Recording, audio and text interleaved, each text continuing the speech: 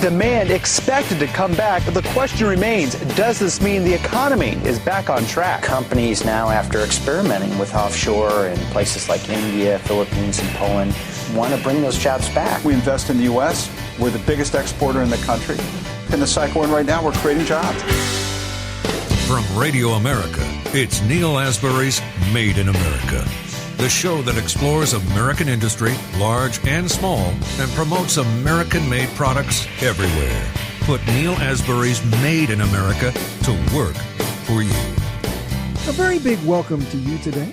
I'm your host, Neil Asbury, together with co-host Dr. Rich Ruff. And Rich, man, there is so much happening in this country economically. You know, we got the minimum wage, $15 an hour. I seen a report this week that would destroy 1.4 million jobs. And that's a government figure. And that's a government figure. We didn't make figure. it up. Government figure. Yeah. 1.4 jobs. Which I would suspect would be much higher. You got the $1.9 trillion stimulus with all kinds of pork in it. Do we need to spend that money, or should it be much more targeted? Or should it be a bunch of,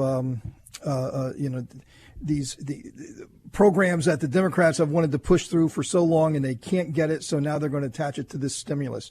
I think it's just very wrong. I think a lot of people are upset about that in a way that it's kind of gone about. Unity, we're going to be together, we're going to talk to each other, we're going to figure it out, we're going to do things in a bipartisanship way. Well, boom, that's out the window right now. Well, that went out the window in day one. Yeah, so I'm not feeling we're well down that road. That's I want to say that. We're down that road. I'm not feeling really good about that. No. Hey, but look, Rich, and for our listeners, I got some big news. Ambassador Negroponte is going to be on with us next week. John's coming back. He's a really great guy. He's talked to us a lot of times. He's a dear friend of yours. Personal friend of mine. And I was talking to him this morning, and just kind of how things are going up in Washington. And of course, he's in our generation. I mean, he is the American diplomat. There has been nobody that has the credentials and the insight. I like John. Ambassador Negroponte has. He's a really good guy. And he's saying that. Hey, look. President Biden has got a really big chance here, and he needs to keep the pressure on. He needs to keep the pressure on. He needs to keep the pressure on Iran, and not just go back to the way it used to be. Hey, I'm sure that's going to happen. You got a lot of leverage now to get a better deal, good. Not just go back to the way it was. Uh-huh. And in China as well. There's a lot of President Trump has definitely put a lot of pressure on China. And, let's not blow it, right? Let's use that pressure for something good. Does the program have room to be improved, and can it be tweaked, and can it be made better? Absolutely. Every government program, every agency in the federal government can be better and can do things better and save the taxpayer a lot of money and create a lot of value. But that goes everywhere. But let's hope that President Biden uses this opportunity with China not to take the pressure off, but to keep the pressure on. And to, this is a very, very strategic relationship that it could go very bad, very, very bad for the American worker if we're not careful. Well, and I heard there's a rumor that the Music Man's coming back to Broadway. Oh, that's right. It can't be true. There's no Broadway. Right. Okay, go ahead. Now that you said that, I'll go into this a little bit later. But right now, yeah, sure. So Dr. Rich has got an idea here, and we're going to hear it in just a little while. But first, we have Christine McDaniel from the Mercatus Center. And Rich, a great friend of ours. I've worked with him over the years, many years, when I was the chair of the District Export Council. And Dan Griswold, he's recently retired. Every time I wanted to talk about trade, I called up Dan. And now we're going to call up Christine. Christine, welcome to Made in America. Oh, thank you so much, Neil. And Dr. Rich, it's great to be here. So we talked a little bit brief before the show here today. You published a piece in Forbes, Trump's trade failure can be Biden's win on China and WTO. And I have pretty pointed views on the WTO, so we can talk about that. But let's first talk about China. And why did President Trump fail in China? Well, by Trump's own metric, the trade deficit grew under Trump's tenure, and our exports also fell during his trade war with China and the world, because as they retaliated against us for the steel and aluminum tariffs. So by his own metric, it was not very great. But I would also argue that he did start a much needed conversation, and that is on industrial subsidies. I would argue he did the wrong thing, but for the right reason, right? I mean, he and many others have been complaining about subsidies in China for 20 years, and it's not just subsidies here and there. It can be pretty large just by their own size. When China decides to help a particular sector, it's a lot of help, again, just based on its size, and that can be disruptive for world markets. I mean, it's not just a ripple effect; it can be a tidal wave for some. And so, when you hear of U.S. manufacturers saying, look, we just want a level playing field, in some way they do have a point, because it's kind of hard to compete with the Chinese government. They have pretty deep pockets. So how do we compete with these subsidies, Neil? I mean, all these other countries are doing subsidies. You point out in your article, which is a great article, by the way, that Europe, U.S., Japan, and others are all involved in this game. And how do we make it work for us? And especially agricultural subsidies. I mean, right. The U.S. is very guilty of that. Japan is like the worst. I mean, they're and Europe behind Japan. So the U.S. is not quite as bad, but still. But we're not alone. Let's just say we're in good company. I don't know. Put that in italics. Yeah. How do you deal with subsidies? I mean, they're so political, aren't they? Well, we are. China is in good company because we're all guilty of it to some extent or another. The difference is that when we founded the World Trade Organization, all the members were at the table, and they were able to agree on what was okay and what wasn't okay. And so you have an entire chapter on agriculture where, countries agree to scale back some things, but they also got to grandfather in some things. Look at aircraft, large civil aircraft. There's a whole chapter on large civil aircraft for the EU and the U.S.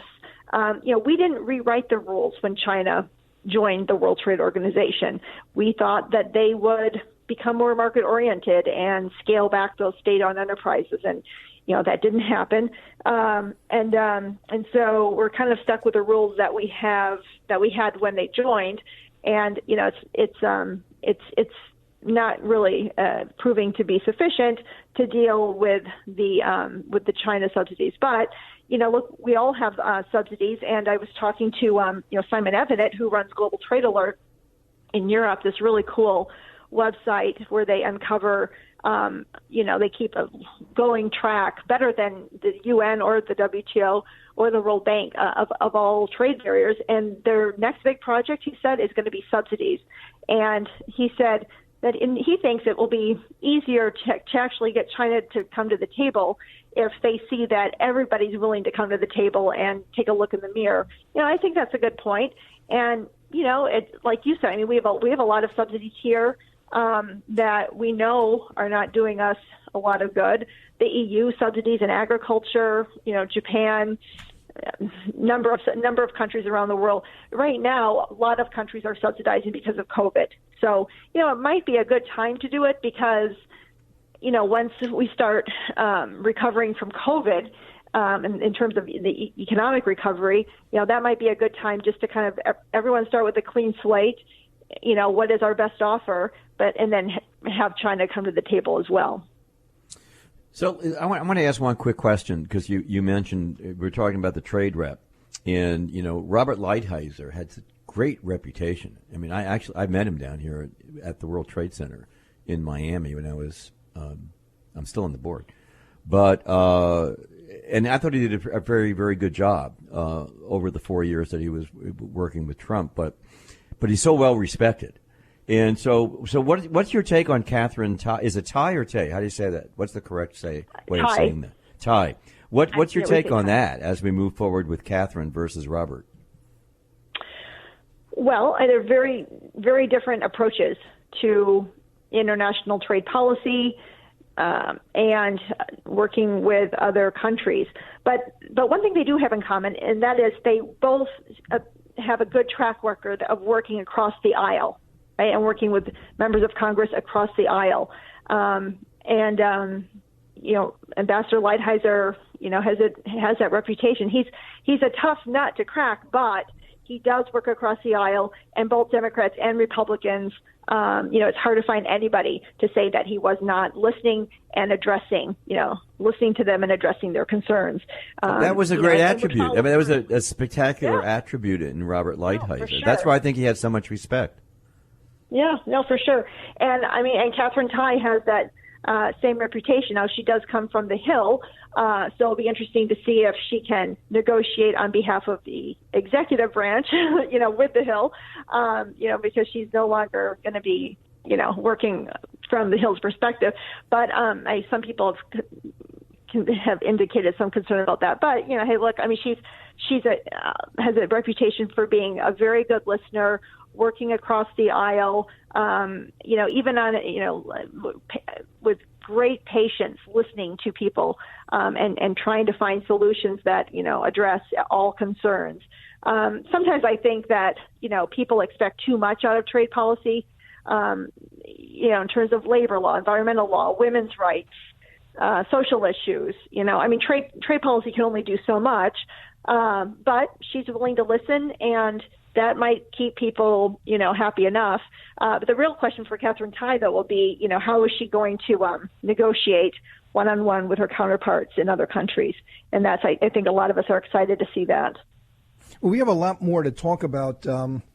I will just kind of sum this up before we take a quick break, that President Trump said he was going to get tough on China. All the his predecessors, from Obama to Bush to Clinton, everybody was going to get tough on China, and he's the only guy who did. So at least he did deliver on a campaign promise. And now he's boxed Joe Biden in to have to keep being tough on China because he always talked tough, but they never did anything. So finally they get a guy who actually delivers on what he said he was going to do. Hey, look, we're together with Christine McDaniel from the Mercatus Center. We got a lot more to talk about. I want to talk about intellectual property and how it has impacted my company and what we're going to do about it. Stay with us. Made in America.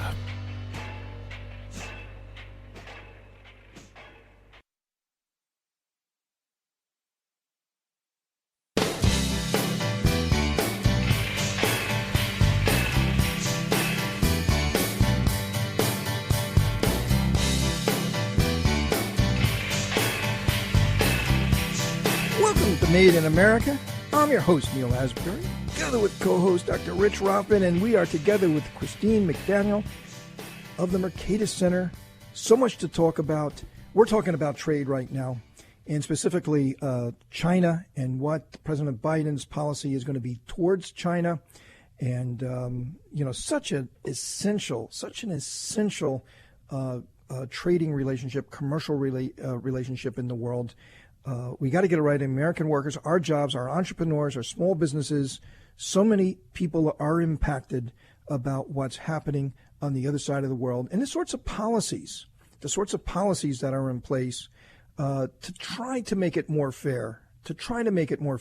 It is completely unfair, and so much is going on to take away our jobs and our business. And I got to tell you, I'm a victim. I'm a very big victim of what's happening in China. I'm an American manufacturer. I employ several hundred people. I own some iconic American brands, and I'm getting counterfeited like crazy. I have a legal department here that's all day long going on websites, protecting our intellectual property. So many counterfeit products. They steal they actually even put our warranty cards inside boxes. So if somebody has a problem, a counterfeit product, they have our telephone number to call to fix it. It's a conspiracy that's going on. And it's all coming out of China. I will take down at least 100 counterfeit products a week on Amazon US. And there's literally many multiples of that, thousands of listings just on Amazon around the world. On Amazon India, Amazon UK, France, Germany, and so forth. Brands like I own Venturi, the very famous wine accessory company. I own Venturi. Completely knocked off. It's incredible. Companies in China taking everything that we own and then putting up their listings and shipping them product that looks like it's in our boxes with our warranty cards. Unionism. We were just went viral a couple of weeks ago, Rich and Christine, on TikTok. We've had 50 million views in the last 2 weeks. Our business has exploded. Coming with that now is hundreds of counterfeiters with our packaging, in our photography, in everything that we say. Our recipe book, they copied everything, and it's there. My employees who created that, my employees who benefit from that success, are being robbed, and they're being robbed by China. And I got to tell you, it's the American government is not doing enough about it. Amazon and other sellers here who profess to want to protect the American worker and the American company, they're not doing enough about it. I'm alone. And you said, Christine, it's state-owned enterprises in China. They got so much support from their government, and it's us against their government. Well, it's the small American business person. It's the entrepreneur. How are we going to fight this? I mean, President Trump at least did something to bring this up, and he did something to try to fight it. Maybe it wasn't enough, but he tried. Is President Biden going to do more than President Trump in this? And what do we do to protect the American entrepreneur? So, yeah, I agree that, with the approach that Trump and his trade team took, definitely was a wake-up call that the U.S. was going to try a different approach. And I do think, the things that he did they left the Biden administration with some leverage. So the question is, what is the Biden administration going to do with that leverage? So far they've kept the tariffs on. They've indicated they might be willing to take them off, but it depends on how the negotiations go. It doesn't seem like the Biden team is in any mood to negotiate, though, with China. I mean, I've been reading some articles and reports and writings by those who are going into the National Security Council and working for the new Biden White House, and they're definitely tough on China, at least certainly at least as tough as the Trump people were. So just different approaches. But I think in terms of realizing that there is no negotiating with China like we thought there was, about 20 years ago. I mean, I think there's a general consensus that, that Trump's approach was a much needed wake up call.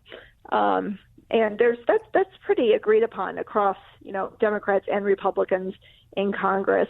And even some longtime quote unquote free traders are kind of coming around to that realization as well. So the question is, what is the right approach? Is it going to be more tariffs? Well, tariffs, are a tool to get China's attention, but China has not changed their behavior, right? We could keep putting tariffs on, which really just raise the cost for our own manufacturers that rely on. But Christine, what does change their behavior? If you don't pull that lever, what do you do? Well, wait a minute. And I want to ask this too. What about the WTO? What happens with the WTO? Is that a place that we can do something? But they've been useless. They're anti-American. They don't.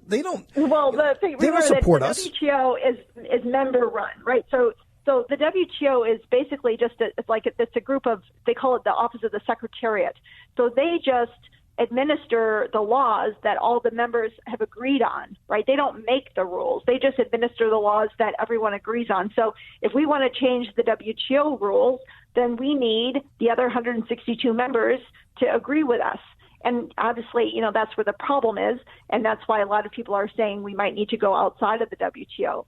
That's where you start to see these other agreements start to pop up. If we can't get the rules that we want in the WTO with everyone, well, then at least let's reach out to like-minded countries and allies and find the common ground and lock those in. That's what we're working on with other countries like the EU, Japan, Australia, New Zealand, South Korea, and others. Well, Christine, we're going to need to leave it there, but I'd like to get back and talk about those agreements because that really leads into what sort of trade agreements should America have.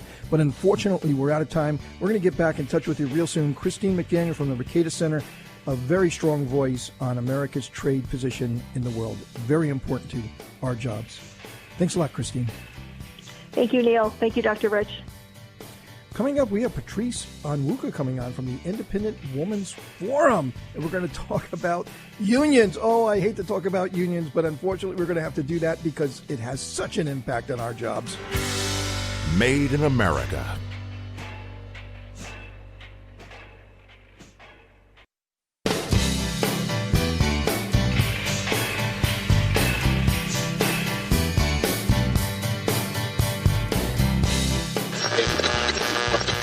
Sharply higher at the open, stocks continued to perform well over the course of the day Tuesday. And I think that bodes well here over the next couple of years for having bigger demands coming to this country. Now, more of Neil Asbury's Made in America. Welcome to Made in America. I'm your host, Neil Asbury, together with co-host Dr. Rich Ruff. And hey, Rich, you know, America's trade relations, hey, it's going to be a very hot topic over the next several, it's always a very hot topic. But Christine McDaniel from the Mercatus Center, great guest. Her piece in Forbes, it was in Forbes, Trump's trade failure can be Biden's win on China. And but she did admit that President Trump has created leverage with China with his policies. Let's hope that Joe doesn't blow it and use that leverage for good things. Well, as long as he has his notes in front of him that he has when he signs an executive order. I mean, he didn't get too confused, and you know he did figure out eventually where to put his pen, so that was good. I'm sure he'll work through this. So you know, I mean, it's we're going to talk a lot about trade. I'm sure coming up on coming up shows, and you know what? The other thing, unfortunately, we're going to talk a lot about is about unionism and the rise of unionism. Although the rise of government interference in unionism, because the American people have already said it doesn't work. I mean, the amount of the American population in the private sector that's represented by a union is like an historic low right now. I mean, there's not, and the only reason that government unions have membership is because states force them to have membership if you want a job, which again is very undemocratic and un-American. But there's something called a PRO Act right now that we should all be very concerned about, and this is legislation that would repeal in all of these gains that the right to work states law has got for us and for the people who are fortunate enough to live in those states, South Carolina, Tennessee, there's so many different states, Texas, Florida, so many right to work states. And I think at last count, it's about half the states, but you know, it's at least nearing that. So many states have adopted right to work, and now Biden and his administration is going to try to unwind that. Terrible, terrible, terrible. Big impact on our jobs. We're very pleased to have with us right now Patrice Onwuka. She's from the Independent Women's Forum. Patrice, welcome to Made in America. Good afternoon, and thank you for having me. Excellent, excellent, excellent. You know, we're going to have a great talk here. So tell us, the PRO Act. I mean, this sounds the Right to Organize Act, the PRO Act. You know, hasn't the Supreme Court kind of weighed in on this already and said that people can't be forced to join unions? I mean, isn't that already been decided upon? I mean, what are they trying to do now? Well, it's not surprising. This is a sweeping federal bill reintroduced in this new session of Congress. It was introduced 2 years ago and passed by the House last year, actually, not surprisingly, across partisan lines, because it is a way of boosting the union coffers and boosting the union membership. You rightly recognize that union membership has fallen to historic lows over the past few years. And I think it's because a lot of workers realize they don't need a union boss as a middleman to negotiate their benefits or their pay. They can do that for themselves. And you have a lot of workers who don't want a traditional job. They want to be independent contractors. They want to, have those flexible work arrangements that we've seen develop, particularly in the gig economy. But this bill, the PRO Act, would force people back into that kind of outdated model of work, that employer-employee model of work, which is ripe for unionization. So some of the scary things in that bill, as you rightly identified, it would repeal and ban right-to-work laws, which means that if you are not part of a union, you don't have to pay union dues. And we've seen that in 24 states. They tend to be Republican states, but the PRO Act would ban those laws. The PRO Act would also, force employers to turn over the private contact information of workers, even if you're not part of the union, and turn that information over to unions, who, not surprisingly, would probably harass and intimidate people who choose not to form unions. So those are two of the big scary things. And then obviously the independent contracting side is a whole other ballpark within itself. Yeah, when you look at, I was wondering, I was watching Trumpka the other day. He looked pretty uncomfortable when he was being questioned. Well, how could you have endorsed what was going on with Biden and be shocked when the first thing he does is eliminate the XL pipeline, which eliminates, ostensibly 11,000 jobs, 1,000 plus 10 and so forth. But it doesn't talk about the trickle-down effect in the economy of vendors and service providers and hotels and restaurants and rent and all the things that go into that. So I was wondering now, why would Trumpka do that? Where's the payback for Trumpka for that? Well, when I look at this PRO Act that we're talking about right now, which is always like a euphemism of what it really is. It is. It's the like the COVID-19, the 100, the $1.9 trillion COVID-19 that has almost nothing going to COVID-19. So what this is like on the waterfront with Marlon Brando, because now you're going to have, you're right to work states. It's going to be lawsuits left and right about that. That's for sure. But what's interesting that you're pointing out, and this really affects everybody, but particularly women who are, taking care of families and so forth. Mm-hmm. The idea and the concept, the definition of work, how you work has changed dramatically in the last, decade or so. I mean, really dramatically. With the advent of the internet, and now we're seeing with Zoom and everything, you don't have to be in an office. So the definition of work, how you do work, where you do work, and from that point of view, look on the other side of the table from the employer saying, you know what, I can have flex employees do the work, which is great. I'm really happy for that. They're independent contractors. I'm not responsible beyond providing the fee that they charge me for.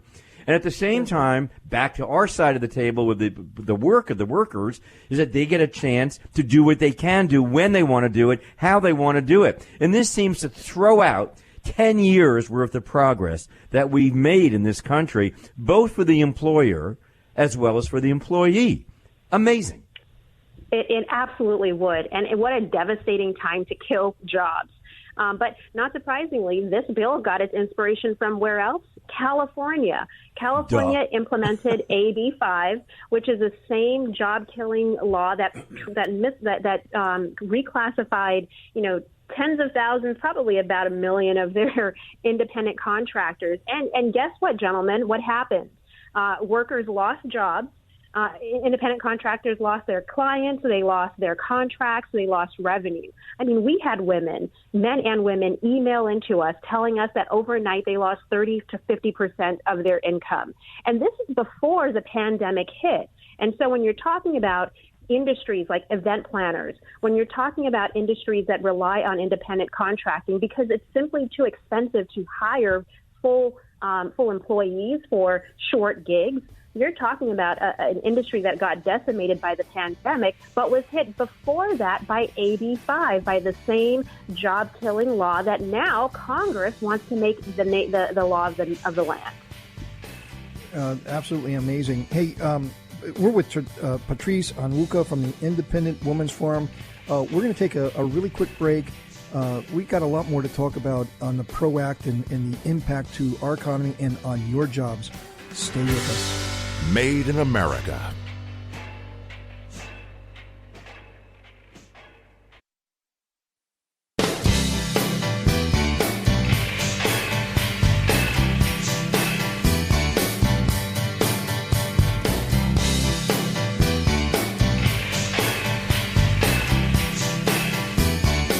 Welcome to Made in America. I'm your host, Neil Asbury, together with co-host Dr. Rich Rothman, and we are together with Patrice Onwuka from the Independent Women's Forum, and we're talking about unionism and the potential for destruction to jobs here with the PRO Act, which is the Right to Organize Act.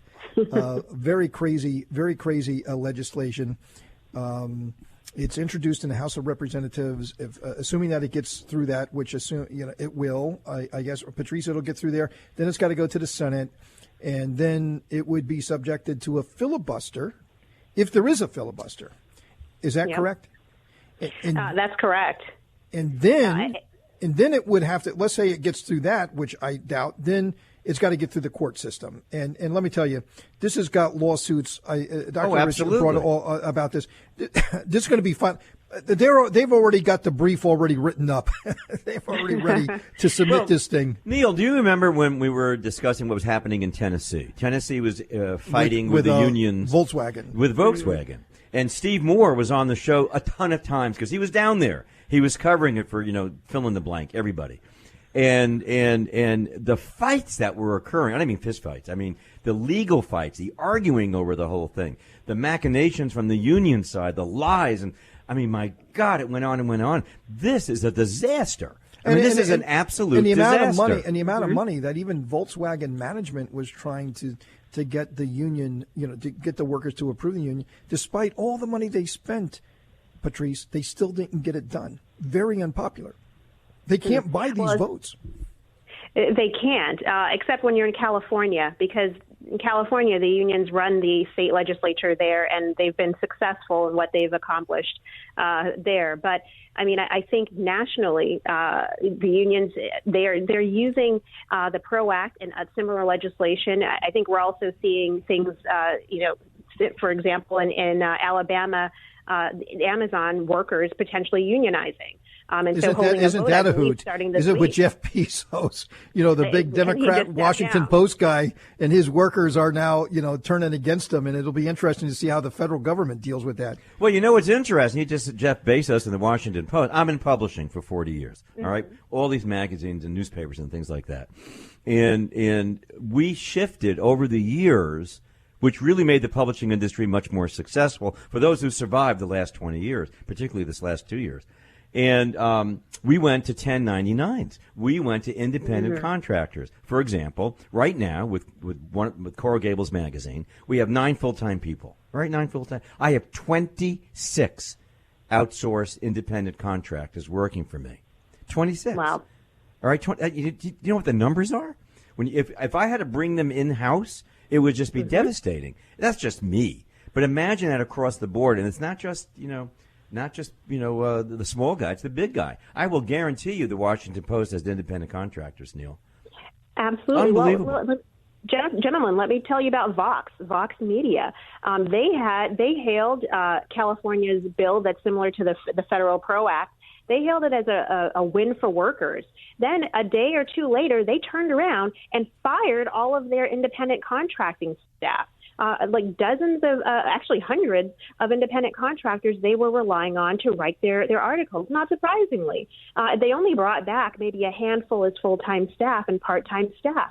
But that is the position that businesses find themselves in. So, Patrice, let's go to California, right? I mean, that whole thing with forced unionism, where if you wanted to be a state employee in California, you had to be a member of the union. Well, that was the big lawsuit. And then not only were you a member of the union, but you had to pay dues. And then the money that you were giving for dues was being used for advocacy and for lobbying on political positions that you would object to. But still, you had to pay money to support those positions that you found offensive. I mean, how un-American is that? Fortunately, the Supreme Court ruled that was unconstitutional. You can't do that. So are the Democrats right now, are in the unions in America, are they trying to undo that? I mean, can they undo a Supreme Court decision? Well, at best, they can try and change the laws, outlaw anything like the right to work laws that preclude non-union members from paying those dues. But we will see if that stands any sort of legal challenges. I'm guessing they want to see this come before the Supreme Court, and that's why you're seeing this introduced as part of the PRO Act. I am hopeful that the Supreme Court would strike down the PRO Act, at least these provisions of it, if it becomes enacted as federal law. And it's unfortunate, but we're in the situation where the political math is not necessarily on the side of conservatives in the Senate. So we would see what would happen. But, I think we're up for a real challenge and a real fight. And we need to get you back to talk about the National Labor Board. And And, so if they're not going to get it through the courts, if they're not going to get it through legislation because it's not going to get through the Senate, because of filibuster, or if they can't get it through the courts because we know that what the courts are going to do with this, then it's going to be all executive orders. And we need to see what the power of the executive order is. And I'd like to get you back to talk about that because it's a very, very important topic. I know that's what President Obama did with a lot of his labor initiatives. Patrice, welcome. Thanks for being on the show. We want to welcome you back. Patrice Onwuka from the Independent Women's Forum, and a wonderful guest doing incredible work for our country. Thanks for being on, Patrice. Thank you so much. And folks can visit IWF.org to read about this and more and other issues. Excellent. Well, thanks for being on. Coming up, Dr. Rafa and I are going to have some final thoughts for the day. Made in America.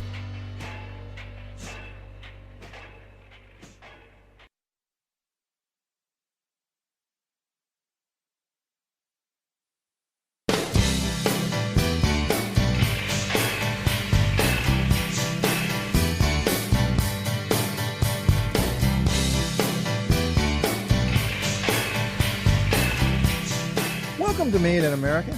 I'm your host, Neil Asbury, together with co-host Dr. Rich Ruffin. So, Rich, a lot of very important topics today, but they're going to continue to be there. So many things to talk about, so little time to do so.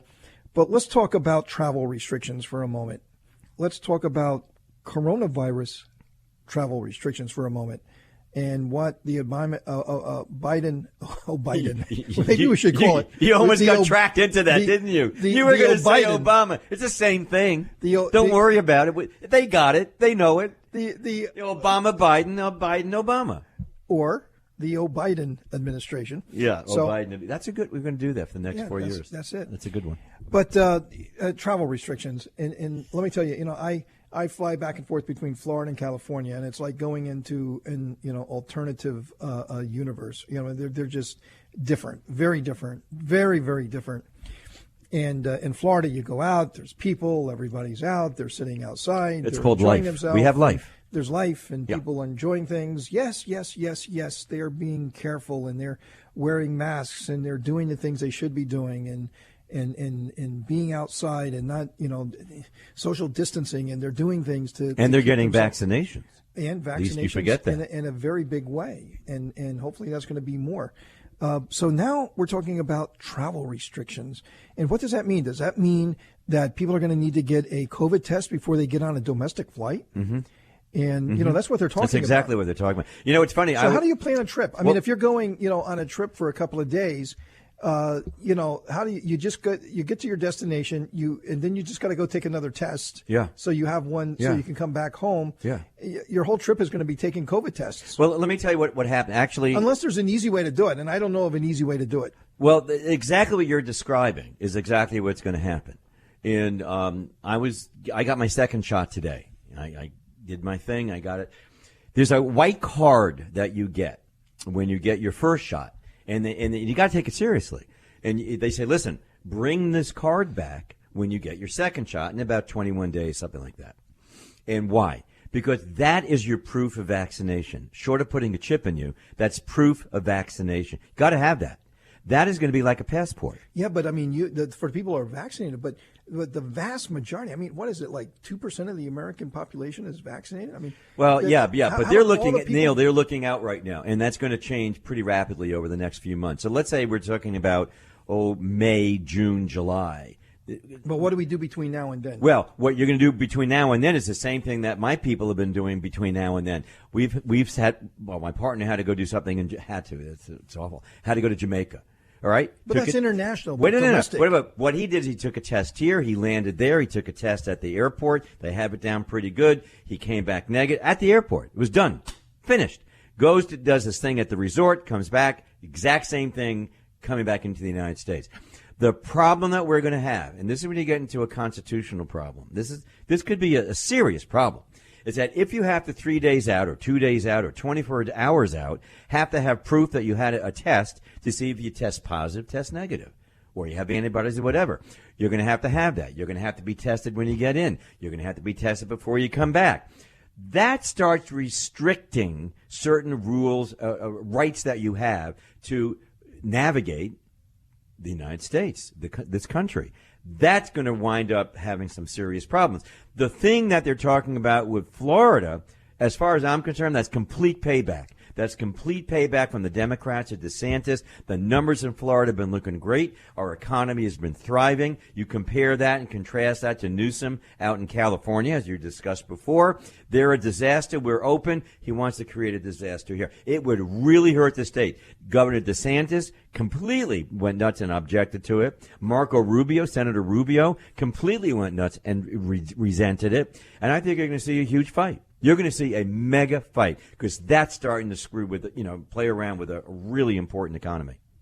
Yeah, and well, look, President Trump had no power over the states to do what he wanted to do, right? He had no power. I mean, right. If it was a Democrat state, they said, okay, federal government, we're going to do our own thing and we're going to do it.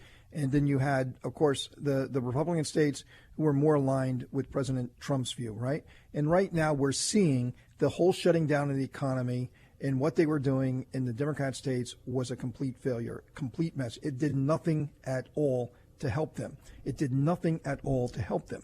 So, look, compliment Florida for what it did.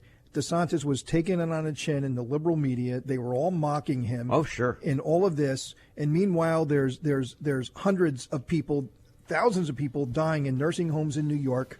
And Florida, got through this much better than most states. The country should be looking at Florida for the solution, not looking at California and New York. 100%. Rich, unfortunately, we're out of time. But so much to talk about and so little time to do it. But fortunately, we're going to be back again next week at the same time for another adventure of Made in America, where we never stop fighting for your jobs.